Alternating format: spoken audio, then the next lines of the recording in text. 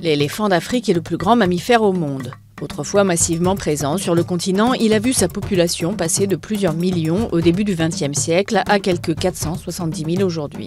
Les conflits et la disparition de l'habitat ont eu un impact sur le nombre d'éléphants, mais pas autant que le commerce illégal de l'ivoire, aujourd'hui principale menace à la survie de l'espèce. Quelques 30 000 éléphants sont braconnés par an. Les défenses alimentent le trafic de l'ivoire, estimé à quelques 3 milliards de dollars par an. La demande vient essentiellement d'Asie de l'Est, où les défenses brutes se vendent plus de 1 000 $ le kilo. La Chine représente quelques 70% de la demande.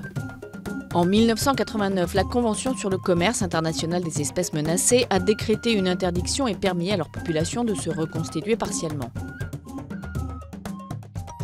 Dans le cadre du combat contre le trafic, en 2016, le Kenya a détruit plus de 100 tonnes de stock d'ivoire, estimé à 110 millions de dollars, la plus grande quantité jamais détruite.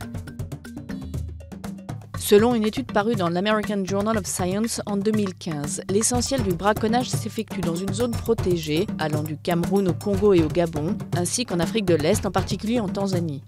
Les cargaisons quittent généralement le continent par le Kenya, le Mozambique, Zanzibar et le Cameroun, transitent par la Malaisie, la Thaïlande, le Vietnam et l'Asie du Sud, pour terminer en Chine et au Japon. L'ivoire est alors sculpté en de petits objets décoratifs ou bijoux avant d'être vendu. Malgré des techniques sophistiquées pour suivre braconniers et cargaisons, le trafic régresse peu. En cause la corruption, le manque de fonds et une difficulté pour les gouvernements à contrôler les activités délictueuses.